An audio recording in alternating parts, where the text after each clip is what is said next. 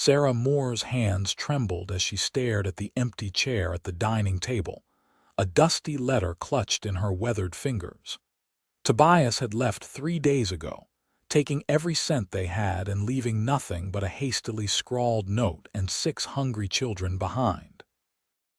Beyond the windows of their modest homestead, the harsh Montana Territory landscape of 1885 offered no comfort, only endless challenges for a woman alone. "Mama!"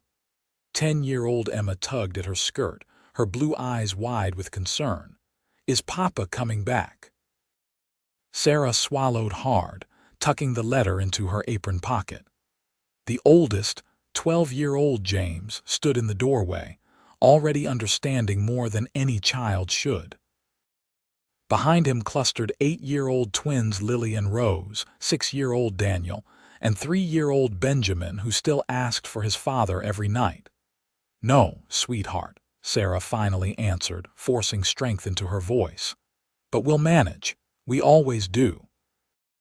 But as she looked around their small cabin, with winter approaching and supplies dwindling, Sarah wasn't certain how they would survive.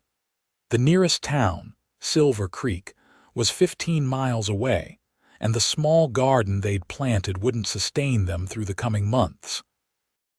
Tobias had left with the wagon and one of their 2 horses, leaving them practically stranded. As night fell and she tucked her children into bed, Sarah sat alone by the dying embers of the fire, allowing herself a moment of despair. Tomorrow, she would be strong again. Tonight, she wept silently, wondering how a man could abandon his family to the cruelties of frontier life. Morning arrived with merciless brightness. Sarah had been up since dawn, mentally cataloging their meager resources. 3 weeks of flour, some dried beans, a little salt pork, and the milk from their lone cow. The children needed new clothes for winter, and the roof leaked in 2 places. "James, I need you to watch the little ones," Sarah instructed as she pulled on her worn coat. "I'm going to check the traps your father set last week." "Let me come instead, Mama," James offered, his young shoulders already carrying too much responsibility. "No, I need you here." Sarah touched his cheek. "You're the man of the house now." The weight of those words hung between them, unfair to place on a child, but necessity rarely considered fairness. Sarah had checked 3 empty traps when she heard the approaching hoofbeats. Fear seized her. Outlaws weren't uncommon in these parts. She ducked behind a large pine, cursing herself for not bringing Tobias's old rifle. The rider came into view, a tall man on a magnificent chestnut stallion. His broad shoulders were draped in a worn leather duster, a wide-brimmed hat shading his face. A cowboy by the look of him, with a lasso at his saddle and a rifle in its scabbard. He reined his horse to a stop, scanning the trees. "Hello," he called out, his voice deep but not threatening. "I don't mean any harm. Saw smoke from your chimney and thought I'd check if everything's all right." Sarah hesitated, weighing her options. Alone in the woods, she was vulnerable, but something in his tone seemed genuine. "I'm over here," she finally replied, stepping from behind the tree. The man turned, and Sarah could now see his face weathered by sun and wind, with intelligent green eyes and a strong jaw shadowed by several days' growth of beard. He wasn't young, perhaps mid-30s, with streaks of silver at his temples. "Madam," he touched the brim of his hat respectfully. "Wyatt Quinn. I've got a place about 5 miles west of here." "Sarah Moore," she replied, keeping her distance. "My children are at home," understanding flashed in his eyes. "You're out here alone checking traps, my husband is." "Away," Sarah said, the lie bitter on her tongue. She wouldn't reveal her vulnerability to a stranger. Wyatt's gaze drifted to the empty trap at her feet, then back to her face. Something in his expression suggested he didn't believe her, but he didn't press. "These woods are getting trapped out," he commented instead. "Better hunting up by Willow Creek if you're looking to put meat on the table." Thank you for the advice, Mr. Quinn. Sarah straightened her spine. If you'll excuse me, I need to get back to my children. Of course. He nodded, but didn't immediately turn his horse. Mrs. Moore, I don't mean to overstep, but if you need anything supplies, help with repairs before winter, my ranch isn't far. The Silver Q, just follow the creek west. Sarah's pride warred with practicality. We'll manage, Mr. Quinn. I've no doubt, he replied with a slight smile. But the offer stands.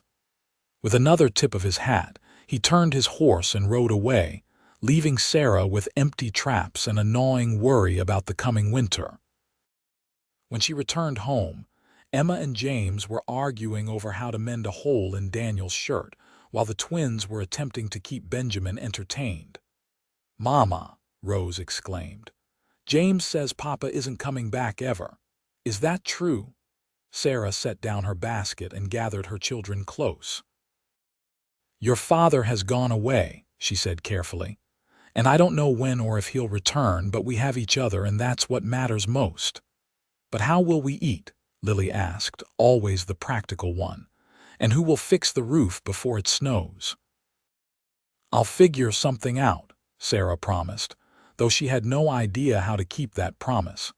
That night, after the children were asleep, Sarah sat at the kitchen table with paper and pencil, taking inventory of their situation. The calculations were grim. Even if she sold her wedding ring, they wouldn't have enough to get through winter. A knock at the door startled her. It was nearly 9 o'clock, too late for casual visitors, especially this far from town. Sarah grabbed the rifle from above the door, holding it ready as she called out, "Who's there?" "Wyatt Quinn, madam. Sorry for the late hour." Sarah hesitated, then unbolted the door, keeping the rifle visible. Wyatt stood on her porch, hat in hand, with a burlap sack at his feet. "Caught more game than I can use," he explained. "Thought your family might appreciate some fresh venison." Sarah stared at the sack, pride battling hunger. "That's very kind, but it's not charity, Mrs. Moore," Wyatt interrupted gently. "Just being neighborly. I'd rather it feed your children than go to waste." She lowered the rifle slightly. "Why are you doing this?" Something flickered in his eyes, understanding, perhaps, or a memory. "Because someone once did the same for me and my sister when we were young and our parents died. Territory's hard enough without folks helping each other." After a long moment, Sarah nodded and stepped aside. "Please, come in." Wyatt brought the sack to her table, revealing not just venison but also potatoes, carrots, and apples. "From my root cellar," he explained. "Had a good harvest this year."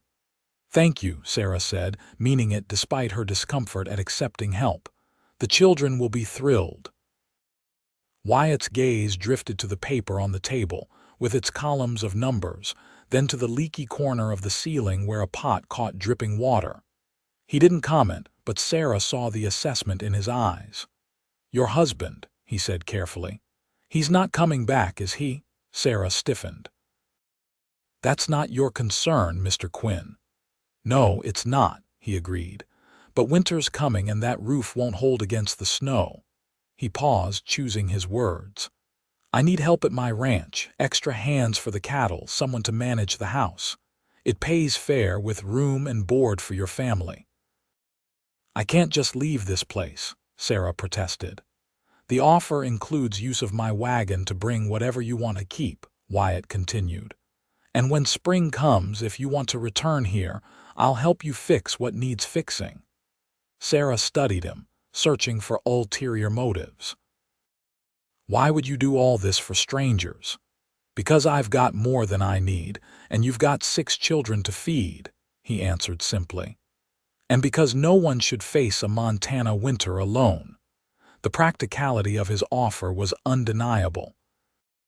Even if she swallowed her pride and sought work in town, she couldn't leave the children alone all day. And the ranch would offer them security, at least through winter. "I'll need to think about it," she finally said.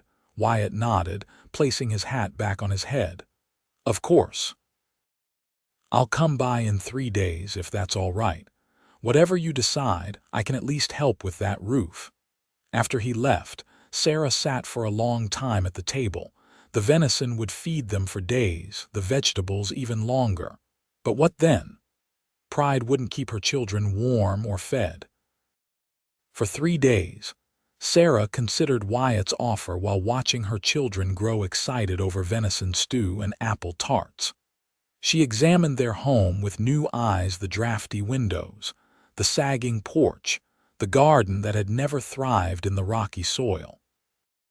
Tobias had chosen poorly when he bought this land, something he'd blamed on her for suggesting they come west. When Wyatt returned on the 3rd day, he brought tools and roofing materials. Sarah met him outside. "I've decided to accept your offer," she said without preamble.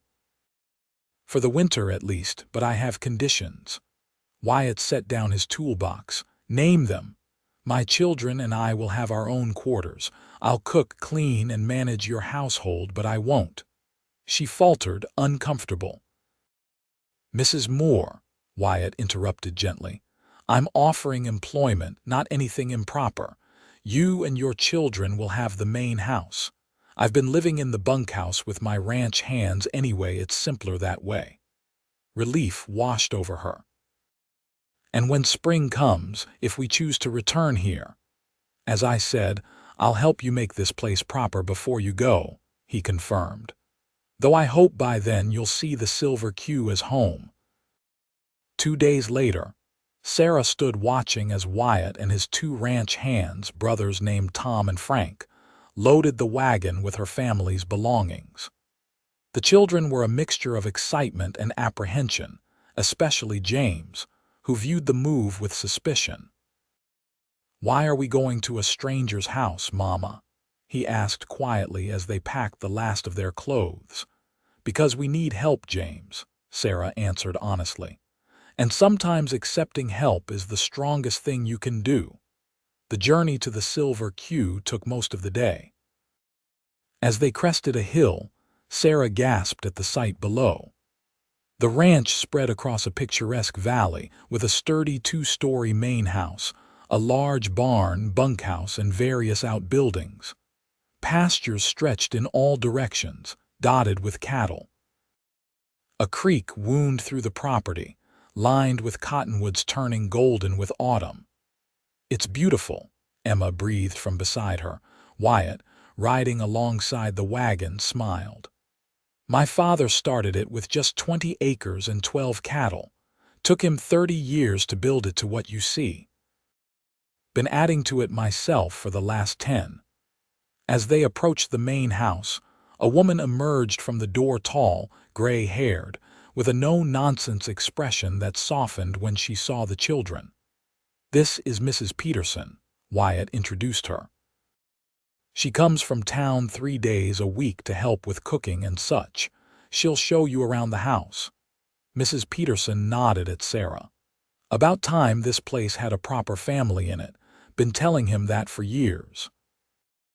The house was spacious and well built, with 4 bedrooms upstairs, a large kitchen, dining room, and a comfortable sitting room with bookshelves full of volumes that made Emma's eyes widen with delight. Everything was clean but simple, clearly a bachelor's home without feminine touches. "You've the run of the place," Mrs. Peterson explained as she showed Sarah the pantry, stocked with more food than Sarah had seen in one place in years. "Mr. Quinn takes breakfast at dawn, dinner at noon, and supper at 6. The hands eat in the bunkhouse except Sundays when everyone gathers here." "It's so much work for one person," Sarah murmured, overwhelmed by the size of the kitchen alone. "That's why he hired you," Mrs. Peterson said practically. "I'm getting too old to manage it all, and he needs someone here full-time, especially with winter coming. The last heavy snow, he was trapped in here alone for 2 weeks. Not good for a man to be so solitary." That evening, after the children were settled in their new rooms, the girls sharing one, the boys another, with Sarah in the 3rd and the 4th kept ready for guests, Sarah descended to the kitchen to find Wyatt setting the table for supper. "You don't need to do that," she protested. "Been doing it for years," he replied with a shrug. "Hard habits to break." They worked together preparing a simple meal, moving around each other with surprising ease. When the children came down, they sat together at the large oak table that could easily seat 12. "Mr. Quinn," Daniel asked as they began eating, "where's your wife?" Sarah nearly choked on her water. "Daniel, that's not, never had one," Wyatt answered calmly. "Never found the right woman willing to put up with a stubborn rancher." "Papa said Mama was stubborn," Lily offered innocently. "Is that why he left?" An uncomfortable silence fell. Sarah's face burned with embarrassment and anger at having their situation so bluntly exposed. "Your papa," Wyatt said carefully, "made the biggest mistake a man can make. He gave up a treasure." He looked directly at Sarah. "Some men don't recognize what they have until it's gone. Others never had the sense to value it in the first place." The simple declaration, delivered without pity, somehow eased Sarah's humiliation. Wyatt didn't view them as objects of charity, but as people who deserved better than they'd received. After supper, when the children were occupied with exploring their new surroundings, Wyatt showed Sarah his office, where he kept the ranch accounts. "I'll pay you $20 a month, plus room and board for your family," he explained. "If that seems fair." It was more than fair, it was generous. A school teacher in town might make 30 without having to feed and house 7 people. "Why are you really doing this?" Sarah asked, needing to understand. Wyatt was quiet for a moment, looking out the window toward the distant mountains. 15 years ago, my wife and son died in childbirth," he finally said. "I threw myself into building this ranch, thinking work would fill the empty spaces." He turned to face her. "It doesn't. A house needs a family to be a home." "I'm sorry for your loss," Sarah said softly, "but we're not your family, Mr. Quinn." "No," he agreed, "but you need a safe place and this house needs life in it again. Seems like a fair arrangement to me." The first weeks at the Silver Q established a rhythm. Sarah rose before dawn to prepare breakfast for Wyatt and the ranch hands. The children quickly adapted to their new surroundings, James and Emma helping with chores, the twins becoming inseparable from the barn cats, Daniel following Wyatt whenever possible, and Benjamin thriving with the attention of everyone on the ranch. Wyatt proved to be a patient teacher, showing James how to mend fences and care for horses. He spent evenings reading to the younger children or teaching Emma about the constellations visible from the porch. He never tried to replace their father, but offered something many of them had never truly had: a man who was consistently present and kind. As October turned to November, Sarah found herself watching Wyatt when he didn't notice.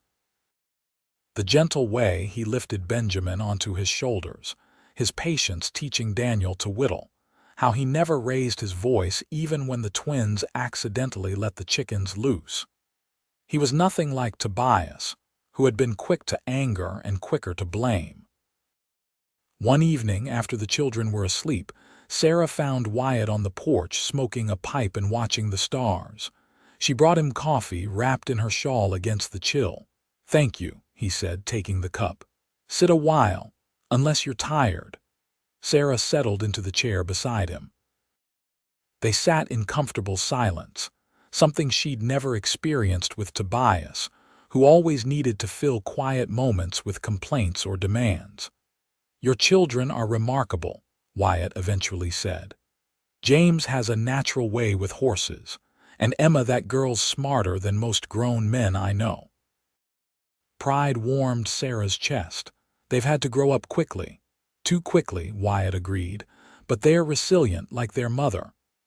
Sarah felt her cheeks flush and was grateful for the darkness. "Necessity makes us strong." "No," Wyatt disagreed gently. Necessity reveals the strength that was already there. He paused, tamping down his pipe. Tobias was a fool to leave you. The direct mention of her husband startled her. How did you know his name? Daniel mentioned it. He talks about his father sometimes. Wyatt's voice held no judgment. The little ones still miss him. They remember the good days, Sarah said quietly, before the drinking started, before he began blaming me for everything that went wrong. It was the first time she'd spoken openly about Tobias's failings. The words felt both disloyal and liberating. No child should grow up with a father who doesn't treasure them, Wyatt said, his voice hardening slightly. Or a mother either. Something in his tone suggested personal experience. Your parents, Sarah ventured. My father worked us like hired hands and treated my mother like one too, Wyatt confirmed. When she died, he barely noticed except to complain about the cooking. When he finally drank himself to death, my sister and I were more relieved than sad. He shook his head. Swore I'd never be that kind of man. Thought I'd get the chance to prove it with my own family, but life had other plans, Sarah finished for him. Wyatt nodded, his profile strong against the starlit sky. Life always does. The question is what we make of the plans we're given.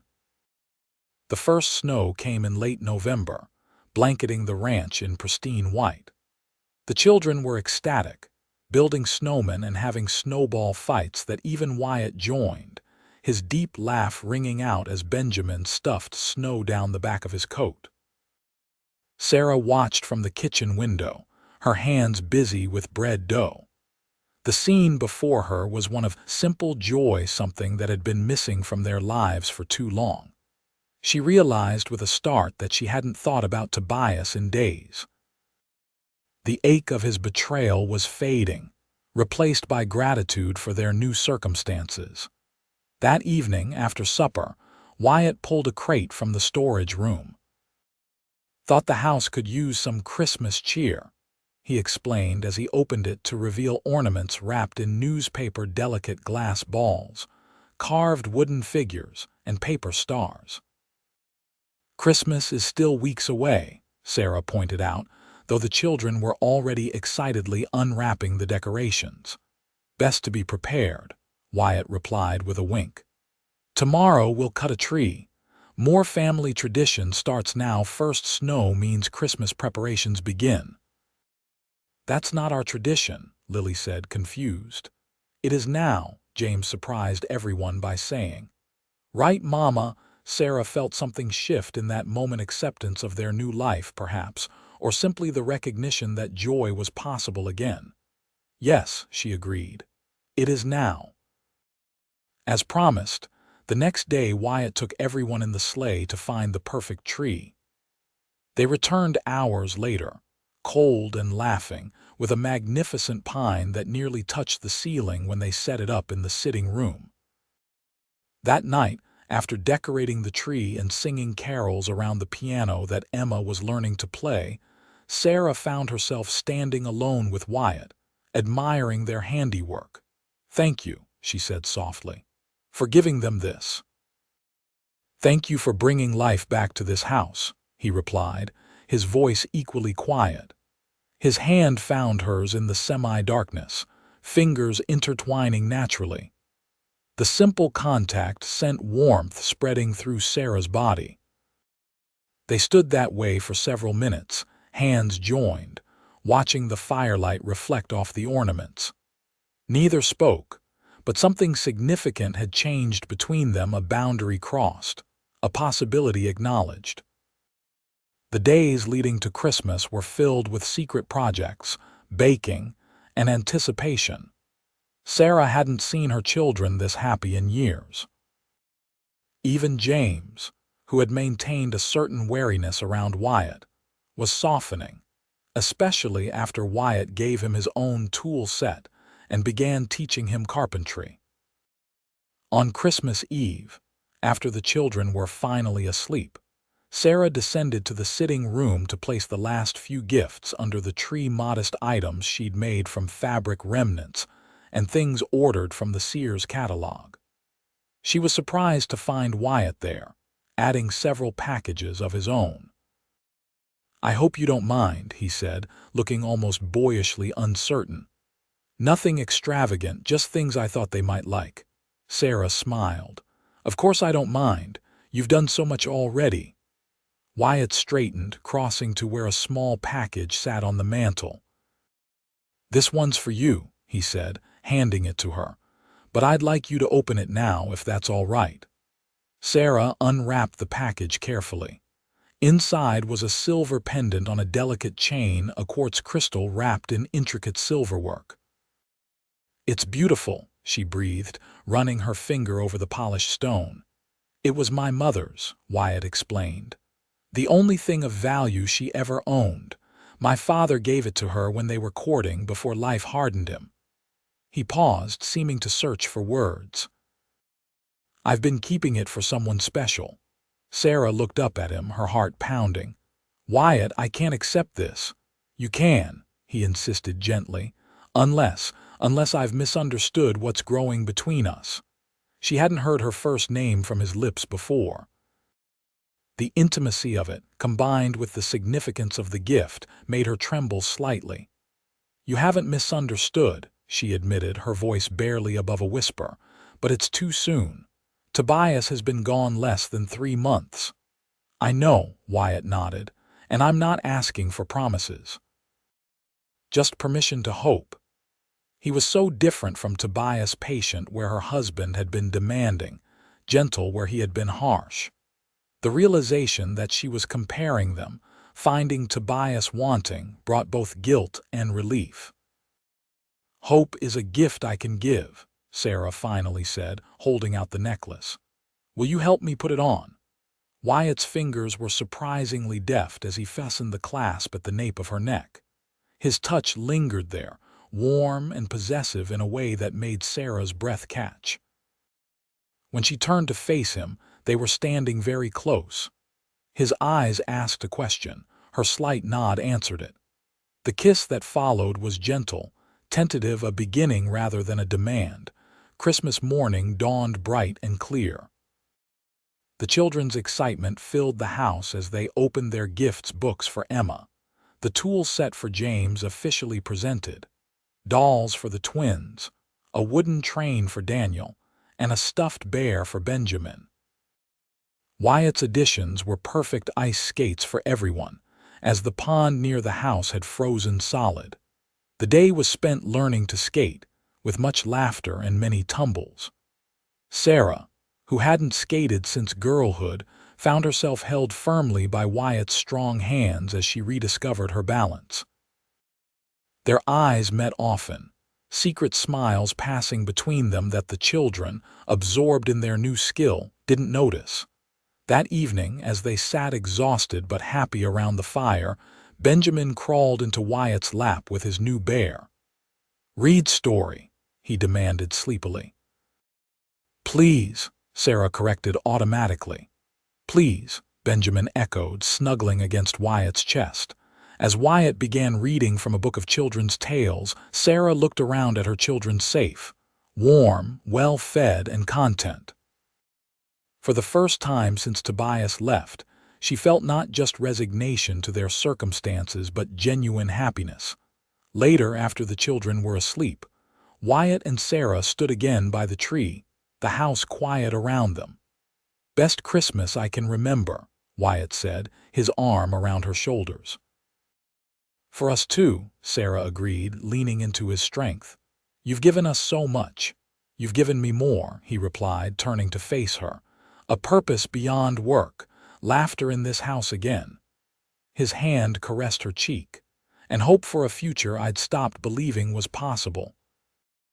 This time when they kissed, there was no hesitation, only a growing certainty that what they had found together was rare and precious.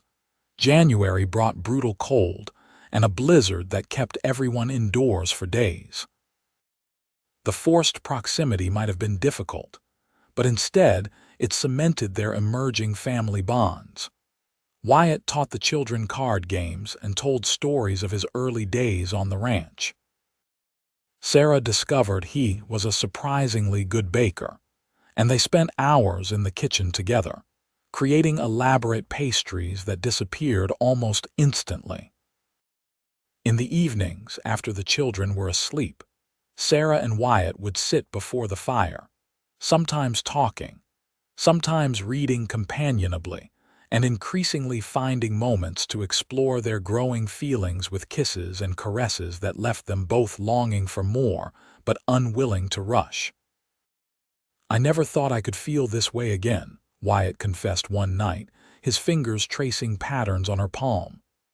"After losing Caroline and the baby, I closed that part of myself off, decided it was safer not to love." "What changed?" Sarah asked, though she thought she knew the answer. "You," he said simply. "All of you. Watching you with your children, seeing your strength and grace despite everything you've been through." His eyes held hers intently. "You reminded me that the risk of loss is worth taking for the chance at joy." By February, their feelings were impossible to hide from the children. James was the first to confront his mother, finding her alone in the kitchen one afternoon. "You're in love with him," he stated flatly. Sarah set down the dish she was drying. "Would that be so terrible?" James looked conflicted. "What about Papa?" "Your father left us, James," Sarah said gently. "He chose to walk away from his responsibilities, from the people who loved him." "But what if he comes back?" James persisted. Sarah sighed, sitting at the table and gesturing for James to join her. "If your father returned tomorrow, would you want to go back to the way things were? The arguments, the drinking, the uncertainty?" James stared at his hands. "No," he admitted quietly. "But—" he struggled with words. "If you love Mr. Quinn and we stay here, it's like saying Papa doesn't matter anymore." "Your father will always be your father," Sarah assured him. "Nothing changes that, but people can have more than one person who cares for them." She reached for his hand. "Wyatt respects you children too much to try to replace your father. He just wants to be part of our lives if we'll let him." "He makes you smile," James observed. "You didn't smile much before." "No," Sarah agreed. "I didn't have much reason to." James was quiet for a long moment. "The other day, when I was helping him mend the corral, he said I have good hands for building things. Said maybe I could design houses someday." Pride crept into his voice. "Papa never said stuff like that." "Wyatt sees the best in people," Sarah said. "It's a rare quality." James nodded slowly. I guess it wouldn't be so bad staying here, being a family with him." The conversation with James seemed to open a floodgate. That evening at supper, Emma asked bluntly, "Are you going to marry Mr. Quinn, Mama?" Sarah nearly choked on her stew. Wyatt, to his credit, merely raised an eyebrow, waiting for her response. "That's not something we've discussed, Emma," Sarah finally managed. "Well, you should," Lily chimed in, "because we want to stay here forever." "Forever is a very long time," Wyatt said seriously. "Are you sure you wouldn't get tired of me?" "No," several voices chorused.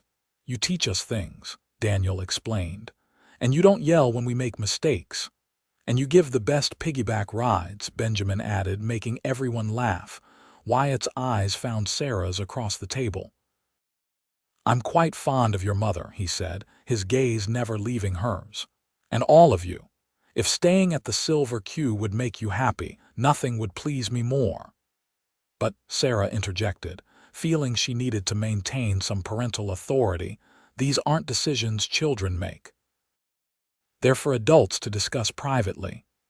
"Well, discuss it soon," Rose advised with all the wisdom of her 8 years. "Because spring will be here before you know it, and you said we'd decide then if we're going back to our old house." The children's directness broke the ice. That night when they were alone, Wyatt took Sarah's hands in his. "They have a point," he said with a smile. "Spring will be here soon." Sarah's heart quickened. "Are you asking me something, Wyatt Quinn?" "Not yet," he replied. "But I'm thinking about it very seriously." His thumbs caressed her wrists. I want to do this right, Sarah, not rushed because of circumstances or practicalities. When I ask you to be my wife, I want it to be because we both know, beyond any doubt, that it's what we want. His consideration touched her deeply. Tobias had proposed in a moment of passion, and their hasty marriage had begun to unravel almost immediately. Wyatt's patience, his desire to build a solid foundation, spoke volumes about the kind of husband he would be. "I appreciate that," she said softly. "I'm not ready to make promises yet, but—" She stepped closer, her hands moving to his chest. "I'm getting closer every day." His kiss was tender, full of promise and restrained desire. When they parted, both were breathing heavily. "I should go upstairs," Sarah whispered. "Before I'm not able to leave." Wyatt groaned softly, pressing his forehead to hers. "You're a temptation, Sarah Moore." "As are you," she admitted, "but we'll do this right." March brought the first signs of spring, patches of ground emerging from melting snow, birdsong returning to the trees, longer days filled with light. As the season of renewal progressed, Sarah found herself thinking less about returning to their old homestead and more about the possibility of making the Silver Q their permanent home. The children had blossomed over the winter. James had become Wyatt's shadow, learning ranching skills with enthusiasm. Emma had devoured half the books in the house and was talking about becoming a teacher someday. The twins had adopted the entire barnyard as their domain, with Wyatt building them a special platform so they could collect eggs without disturbing the hens. Daniel had revealed a talent for drawing that Wyatt encouraged with proper paper and pencils. And Benjamin, who had been so solemn after his father left, now laughed constantly, secure in the affection that surrounded him. One warm afternoon in early April, Wyatt suggested a ride to show Sarah a special place on the property. They left the children in Mrs. Peterson's capable hands and rode out together. Sarah on a gentle mare Wyatt had been teaching her to ride over the winter. They followed the creek for nearly 2 miles, eventually coming to a small, hidden valley surrounded by cottonwoods. A natural meadow filled with early wildflowers spread before them, with the creek widening into a perfect swimming hole. "It's beautiful," Sarah breathed as they dismounted. "My favorite spot on the whole ranch," Wyatt said, taking her hand as they walked toward the water. "I come here to think, or when decisions need making." He glanced at her. "Thought you might like to see it." They settled on a fallen log near the water, comfortable in each other's company. Wyatt seemed unusually thoughtful, almost nervous. "Spring's nearly here," Sarah observed. "The children were asking yesterday when we'd plant the garden. And have you decided?" Wyatt asked quietly. "About staying." Sarah turned to face him fully. "I think we both know we're not leaving, Wyatt. This is our home now if you still want us." "Want you?" He laughed, the sound tinged with disbelief. "Sarah, having you and the children here has been the greatest blessing of my life." He took both her hands in his. "I've been carrying something around for weeks, waiting for the right moment." From his pocket, he withdrew a small velvet box. Sarah's breath caught as he opened it to reveal a gold ring with a small but perfect diamond. "I know it hasn't been that long," Wyatt said, suddenly uncertain. "If you need more time—" "No," Sarah interrupted. "No more time. These months have shown me everything I need to know about you, Wyatt Quinn." Her eyes filled with tears. "You're the man I want to spend my life with, to raise my children with. The man I love." It was the first time either had spoken the word aloud, though it had lived in their hearts for months. "I love you, Sarah Moore," Wyatt said, his voice husky with emotion. "Will you marry me? Let me be a father to your children, a husband to you for all the days we have." "Yes," Sarah whispered. "Yes to everything." The kiss that sealed their engagement was passionate, unrestrained by the propriety they'd maintained in the house. When they finally parted, both were breathless. "When?" Wyatt asked, sliding the ring onto her finger. "How soon can I call you my wife?" "The children will want a proper wedding," Sarah mused. "Time to plan, to invite the neighbors." "June," Wyatt suggested. "When the meadow is full of flowers. We could marry right here, with the mountains as witnesses." The image was perfect, a new beginning in a place of natural beauty, surrounded by those they loved. "June," Sarah agreed. "And then forever." They returned to the ranch hand in hand, both unable to stop smiling. The children spotted the ring immediately, their reactions ranging from Emma's tearful happiness to Benjamin's confused question about whether he should call Wyatt Papa now. "You can call me whatever feels right to you," Wyatt answered, kneeling to the little boy's level. "I'll never try to replace your father in your memories, but I promise to love you and care for you as if you were my own son, every day of my life." The simplicity and honesty of his promise moved even James, who stepped forward to shake Wyatt's hand with newfound maturity. "We're lucky to have you," the boy said solemnly. "All of us." The following weeks were filled with wedding preparations. News spread quickly through the nearby ranches and into Silver Creek. Sarah was touched by how the community embraced them, women visiting with fabric samples and recipe suggestions, men offering to help prepare the meadow for the ceremony. "You're well liked," she commented to Wyatt after a particularly busy Sunday dinner with neighbors. "People respect fair dealing and hard work," he replied modestly, "and they're happy to see the confirmed bachelor finally settling down with a family." His smile was tender as he watched the children playing with the neighbors' children in the yard. "Can't say I blame them. Best decision I ever made was riding by your homestead that day." May brought Sarah's first letter from Tobias in nearly 7 months. His untidy scrawl filled a single page with excuses, complaints about his luck in the gold fields, and a vague suggestion that he might return to see the children when his fortunes improved. Sarah read it twice, searching for any genuine remorse or concern for the family he'd abandoned. Finding none, she brought the letter to Wyatt, who read it without comment. "What will you tell him?" he finally asked, handing it back. "The truth," Sarah decided. "That the children are thriving, that I'm marrying a good man who treats them with love and respect, and that if he ever wants to see them, he'll need to prove he's changed." Wyatt nodded, his expression serious. "And if he challenges our marriage?" "Legally, he abandoned you, but he might claim rights to the children." The thought sent a chill through Sarah. "Would he win?" "No," Wyatt said firmly. "Not only because I have friends in the territorial court, but because any judge would see what's best for those children." He took her hands. "But I want you to be prepared in case he tries." Sarah squared her shoulders. "I'm not afraid of Tobias anymore. We've built something too strong for him to destroy." Her letter to Tobias was direct and unapologetic. She detailed their new life, her engagement, and her conditions if he wished to have any contact with his children in the future.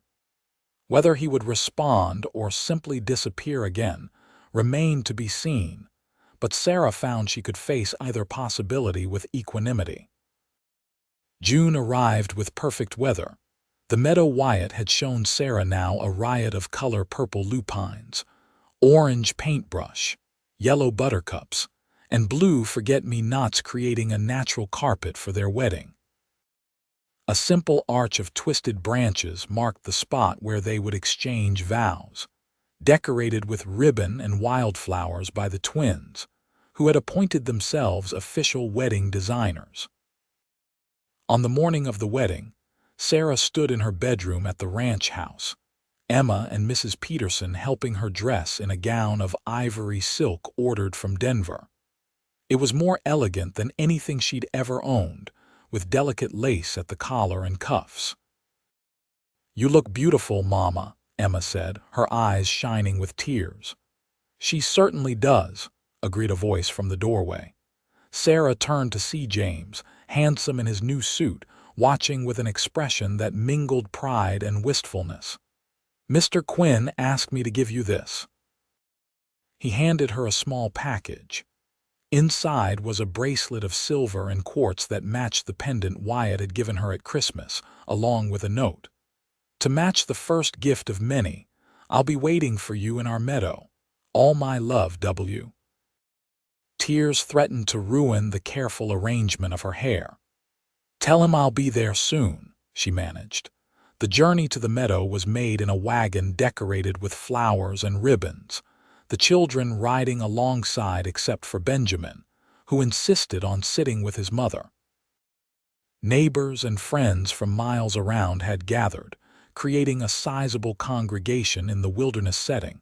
When Sarah reached the arch where Wyatt and the minister waited, a hush fell over the gathering. Wyatt's face as he watched her approach was a study in awe and devotion. James, in a moment that brought tears to every eye, formally walked his mother to her groom and placed her hand in Wyatt's before stepping back to join his siblings. The ceremony was simple but profound. They had written their own vows, promises that acknowledged their past losses and embraced their future together. When Wyatt spoke of becoming a father to her children, his voice broke with emotion. When Sarah pledged her trust and love to him, the sincerity in her eyes left no doubt in anyone's mind that this union was one of true hearts. "I now pronounce you husband and wife," the minister declared. "What God has joined together, let no man put asunder." Their kiss was brief but tender, mindful of their audience but unable to disguise the passion that simmered beneath the surface. As they turned to face their guests, now officially family, the children surged forward to embrace them both. "Does this mean we're the Quinn family now?" Daniel asked. "It does," Wyatt confirmed, lifting the boy onto his shoulders. "Every last one of you." The celebration that followed lasted well into the evening. Tables had been set up near the swimming hole, laden with food contributed by every ranch wife for miles. Lanterns hung from the trees, creating a magical atmosphere as darkness fell. There was dancing to fiddle music, laughter, and so many good wishes that Sarah felt overwhelmed by the community's embrace. As the night grew late, and the younger children began to droop with exhaustion, Wyatt announced that it was time to take his family home. There were knowing smiles among the adults. Mrs. Peterson had offered to stay with the children at the ranch house, while the newlyweds spent their wedding night in a special cabin Wyatt had prepared at the far end of the property. After seeing the children settled with Mrs. Peterson, Wyatt led Sarah to where 2 horses waited. "One last ride tonight," he explained, helping her mount despite her wedding dress. "I have somewhere special to show you." They rode in the moonlight, Sarah following Wyatt along a trail she hadn't seen before. After about a mile, they emerged into a small clearing where a cabin stood, lamplight glowing from its windows. "When did you build this?" Sarah asked in astonishment as Wyatt helped her dismount. "I started it the day after you accepted my proposal," he admitted. "With James's help, actually. He's got a real talent for building." He looked slightly nervous. "I thought we might want a place that's just ours sometimes, away from the main house. Somewhere the children can come to, for fishing trips or special occasions." The thoughtfulness of the gesture creating a space that could be both a private retreat for them and a family gathering place typified the man she had married. Always considering everyone's needs, finding balance between intimacy and inclusion. The cabin's interior was simple but beautiful, with a stone fireplace, comfortable furnishings, and windows positioned to capture the mountain views. A fire crackled welcomingly, and flowers from their wedding decorated every surface. "It's perfect," Sarah whispered, turning in a slow circle to take it all in. Wyatt watched her, his eyes darkening with desire now that they were finally alone. "You're perfect," he countered, crossing to take her in his arms. "My wife." The word sent a thrill through Sarah. "My husband," she replied, reaching up to trace the strong line of his jaw. Finally. Their kiss deepened quickly, months of restrained passion finding release. Wyatt's hands trembled slightly as they moved to the buttons of her dress, his touch reverent. "I've dreamed of this night," he confessed against her throat, "of making you mine completely." "I've been yours in my heart for months," Sarah assured him, her own fingers working at his shirt buttons. "Now we have forever to show each other how much." The night that followed was one of discovery and devotion, their bodies finding the same harmony their hearts had already established. In Wyatt's arms, Sarah felt cherished in a way she never had before, as an equal partner, a desirable woman, a beloved wife. As dawn broke over the mountains, they lay tangled together, watching the light change through the cabin windows. "Happy?" Wyatt asked, his fingers tracing lazy patterns on her bare shoulder. "Beyond words," Sarah murmured, nestling closer to his warmth. "I never thought I'd feel this way, safe, treasured, complete." "That's how I intend you to feel every day for the rest of our lives," Wyatt promised, pressing a kiss to her forehead. "You and our children." The word "our" caught Sarah's attention. "You truly see them that way, don't you? Not as an obligation you've taken on, but as your own." "From the moment you all stepped into my home, they became mine in my heart," Wyatt confirmed. "Not to replace their father, but to give them what every child deserves: unconditional love and support." He paused, seeming to consider his next words carefully. "And perhaps, when you're ready, we might add to our family." The question held hope but no pressure. Once again, Sarah marveled at his ability to express his desires while respecting her needs. "I'd like that," she said softly. "Not immediately, but yes, a child of our own would be a blessing." Wyatt's smile was radiant. "Our family of 9, he mused. "Who would have thought a confirmed bachelor like me would end up with such riches?" They returned to the main house mid-morning to find the children and Mrs. Peterson preparing a welcome breakfast. There were knowing looks but no teasing, just genuine happiness at seeing the newlyweds so obviously content. The summer passed in a haze of happiness. The ranch prospered, the children thrived, and Sarah and Wyatt settled into married life with a harmony that seemed to come naturally. In August, they took the entire family to Denver for a week, staying in a fine hotel and visiting shops, museums, and theaters, experiences the children had never had before. "You're spoiling them," Sarah observed as Wyatt purchased yet another book for Emma's growing collection. "Making up for lost time," he corrected with a wink. "Besides, education is never a waste. These children have bright futures ahead of them, and I intend to make sure they have every opportunity to fulfill their potential." By the time autumn painted the cottonwoods gold again, Sarah knew she was carrying their child. She told Wyatt on a crisp October evening as they sat on the porch swing, watching the sunset. "A baby." Wyatt's face transformed with wonder as he placed a gentle hand on her still flat stomach. "When?" "Late spring," Sarah said, covering his hand with hers. "May, the doctor thinks." Wyatt pulled her into a tender embrace. "Another spring baby for our spring wedding. Perfect." His eyes searched hers.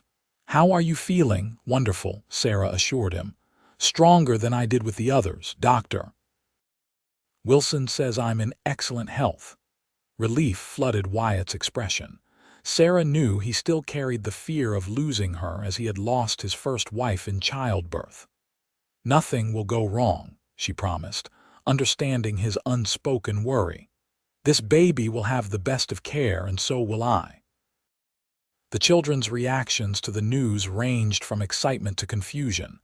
Benjamin, now 4, was particularly perplexed by the concept of a new sibling. "But where will the baby sleep?" he demanded. "My room is mine. The baby will stay with Mama and Papa at first," Emma explained patiently.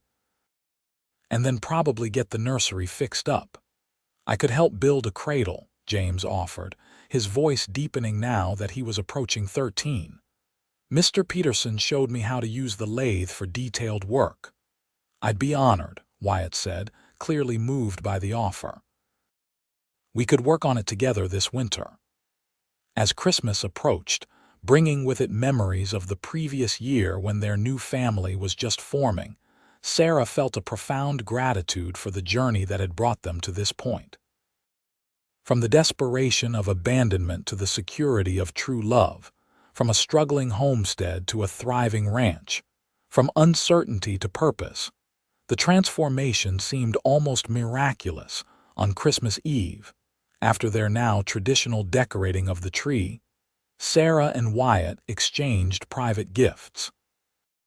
Sarah had commissioned a pocket watch for Wyatt, engraved with their wedding date and the words "for all time." Wyatt's gift to her was a rocking chair for the nursery, lovingly crafted by his own hands. "For the midnight feedings and lullabies to come," he explained as she ran her hands over the smooth wood. "And for the stories you'll tell our children, all 7 of them, about how our family came to be." Sarah settled into the chair, feeling its perfect balance. "Once upon a time," she began softly, "a woman and her children were left alone in a harsh land. They thought their story might end there in struggle and sadness." Her eyes met Wyatt's, filled with love. "But then a cowboy rode into their lives and said, 'Let me be their father.' And that wasn't their ending at all, it was just the beginning of their greatest adventure." Wyatt knelt before her, his hands cradling her growing belly where their child grew strong. "The greatest adventure," he agreed, his voice husky with emotion. "One I thank God for every day." Outside, snow began to fall, blanketing the silver queue in pristine white. Inside, the Moore Quinn family, forged not by blood alone but by choice and love, gathered in warmth and security, their future as bright as the star atop their Christmas tree. In May of 1887, Sarah gave birth to a healthy daughter they named Hope Elizabeth Quinn. The delivery was swift and uncomplicated, bringing relief to Wyatt, who had barely slept during Sarah's final weeks of pregnancy. When the midwife placed the red-faced, squalling infant in his arms, his expression of wonder and devotion moved everyone in the room to tears. "She's perfect," he whispered, bringing the baby to Sarah. "Just like her mother." The 6 older children crowded around the bed, each eager for their turn to hold their new sister. Even James, now showing signs of the man he would become, cradled the infant with gentle care.